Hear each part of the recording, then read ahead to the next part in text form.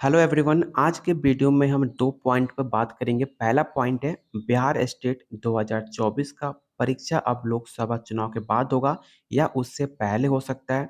और second point है state वाले अब बीपीएससी 3.0 में आप एलिजिबल हैं कि नहीं हो सकते।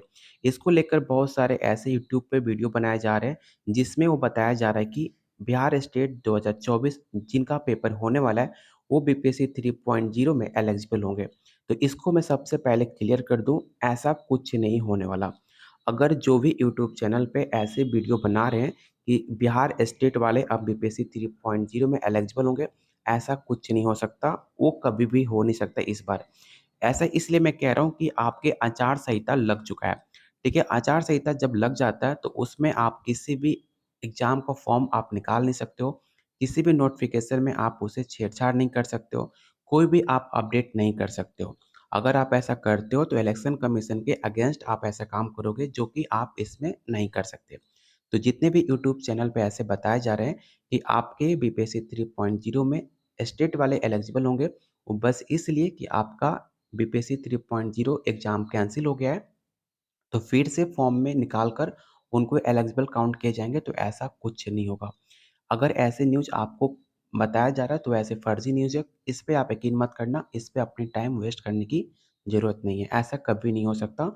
आचार संहिता लगने के बाद कोई भी फॉर्म में सुधार नहीं किया जा सकता है, इसको लेकर आप पहले कन्फर्म कर लो। सेकंड पहला पॉइंट था हमारा कि आपका जो बिहार स्टेट 2024 का जो परीक्षा है वो लोकसभा चुनाव के बाद होगा या उससे पहले हो सकता है।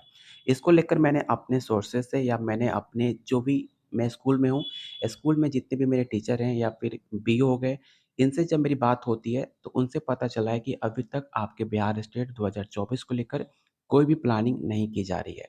सबसे पहले आपका बीपीएससी 3.0 को लेकर इसको लेकर बहुत ज़्यादा चर्चा चल रहा है क्योंकि पेपर कैंसल हो चुका है। दूसरा आपका पेपर जो था 9, 10, 11, 12 का उसका एग्ज़ाम पोस्टपोन हो चुका है, जिसको लेकर आपके पूरे मीडिया में बिहार को लेकर चर्चा में है। तो सबसे ज़्यादा सरकार पे प्रेशर है आपके बीपीएससी 3.0 को एग्ज़ाम कंडक्ट कराने का।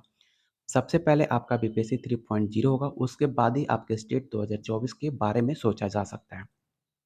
बहुत सारे लोग ऐसे कमेंट कर रहे थे कि बिहार स्टेट आपका ऑनलाइन पेपर होता है, तो उसमें एग्ज़ाम कंडक्ट कराने में कोई प्रॉब्लम नहीं होनी चाहिए। लेकिन आपको पता होना चाहिए, एग्ज़ाम ऑनलाइन हो चाहे ऑफ़लाइन हो, तो किसी भी पेपर कंडक्ट कराने के लिए बहुत बड़ी संख्या में आपको व्यवस्था करना पड़ता है, उसको लेकर बहुत सारी फैसिलिटी अवेलेबल कराने होते हैं, चाहे आपकी पुलिस फ़ोर्स हो, चाहे आपका सिक्योरिटी हो। इसको लेकर इलेक्शन आपको बता दूँ कि बिहार में इलेक्शन जो है, आपको 19 अप्रैल से चालू हो जा रहा है और लास्ट खत्म कब हो रहा है? तो आपका लास्ट जो इलेक्शन है बिहार में 1 जून को है। तो आप समझ सकते हो कि इतनी बड़ी संख्या में आपका लोकसभा चुनाव होने वाला है बिहार में, जिसको लेकर जितनी भी पुलिस व्यवस्था है, जितने भी आपके कर्मचारी हैं, सब कुछ इसमें लगाया जा रहा है। तो सबसे पहले आपको इलेक्शन को महत्व दिया जाता है, उसके बाद आपको एजुकेशन को महत्व दिया जाता है इंडिया में। तो इसको लेकर आपका जो एग्ज़ाम है मैक्सिमम चांस है मेरे अकॉर्डिंग कि बिहार स्टेट का एग्ज़ाम आपके लोकसभा चुनाव के बाद हो सकता है। ये मेरा खुद का ओपिनियन है, जहाँ तक मैंने पता किया है उसके अकॉर्डिंग मैं बता रहा हूँ आपको कि बिहार स्टेट 2024 का एग्ज़ाम आपका लोकसभा चुनाव के बाद होगा और जो बीपीएससी 3.0 है इसका एग्ज़ाम आपके अप्रैल लास्ट तक हो सकता है। इलेक्शन से पहले आपका एग्ज़ाम कंडक्ट कराया जा सकता है या 3.0 का अप्रैल लास्ट तक पेपर हो सकता है। लेकिन मैक्सिमम चांस है बिहार स्टेट 2024 का एग्ज़ाम आपके लोकसभा चुनाव के बाद हो। अगर इसको लेकर कोई भी डाउट हो, कोई भी सजेशन, कोई भी कमेंट हो या फिर अपनी सोर्सेज़ से या कोई आपके पास कोई न्यूज़ हो, इसको लेकर ऑथेंटिक न्यूज़ आपके पास हो, एग्ज़ाम को लेकर तो आप कमेंट बॉक्स में कमेंट कर सकते हो, जिससे बच्चों तक मैं अपनी बातों उनके पास पहुँचा पाऊँ। लेकिन जहाँ तक मेरी बात है, मैंने अपने सोर्सेज़ से जहाँ तक पता किया, मैं उस बेसिस पे आपको बता रहा हूँ। और ऐसे लोग जो अपने यूट्यूब चैनल पे बता रहे हैं, स्टेट वाले एलिजिबल होंगे बीपीएससी 3.0 के लिए, तो ऐसे न्यूज़ पे आप भरोसा मत कीजिएगा।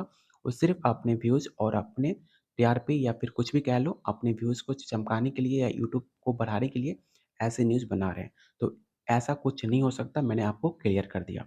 उम्मीद करता हूँ आपके सारे पॉइंट मैंने क्लियर किए होंगे, तो प्लीज़ वीडियो को लाइक और शेयर ज़रूर कर दीजिएगा।